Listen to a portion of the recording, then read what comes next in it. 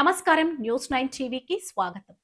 సరిగ్గా సరిగ్గా సంవత్సరం క్రితం ఆషాఢ మాసంలో అమ్మవారికి బోనాలు సమర్పించుకునేందుకు భక్తులు సిద్ధమవుతున్న వేళ షేక్పేట ఎంఆర్ఓ వై అనితారెడ్డి తీసుకున్న నిర్ణయం హిందూ భక్తుల గుండెలో తీవ్ర కలకలం రేపింది.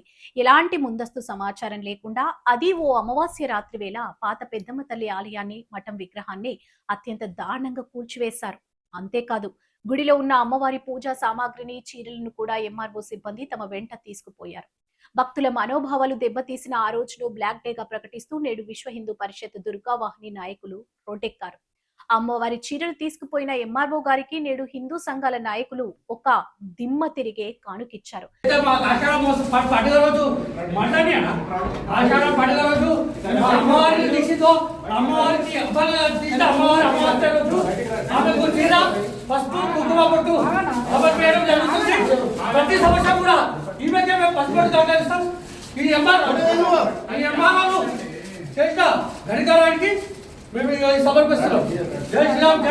గుడిని కూల్చిన ఎంఆర్ఓ అనితారెడ్డికి ఏకంగా పట్టుచీర, పండ్లు, పసుపు, కుంకుమ, గాజులు తీసుకెళ్లి బహుకరించడం ఇప్పుడు రాష్ట్ర వ్యాప్తంగా సెన్సేషన్ గా మారింది.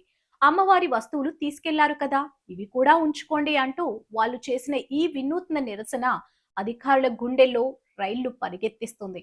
ఈ హై వోల్టేజ్ నిరసన కార్యక్రమంలో విహెచ్పి దుర్గా వాహిని రాష్ట్ర బాల సంస్కార్ ప్రముఖ్ శిరీష, గోల్కొండ బాగ్ సహా కార్యదర్శి సాయం మహేష్ యాదవ్, ఆలయ కమిటీ సభ్యులు కుమార్ యాదవ్, కార్యదర్శి నవీన్ యాదవ్, అలాగే ఖైరతాబాద్ దుర్గా వాహిని సంయోజక ధనిష్క యాదవ్ తదితరులు పెద్ద ఎత్తున పాల్గొన్నారు. జై పెద్దమ్మ తల్లి అంటూ వారు చేసిన నినాదాలతో ఎమ్మెల్యే కాలనీ దద్దరిల్లింది. మరిన్ని అప్డేట్స్ కోసం చూస్తూనే ఉండండి న్యూస్ 9 టీవీ.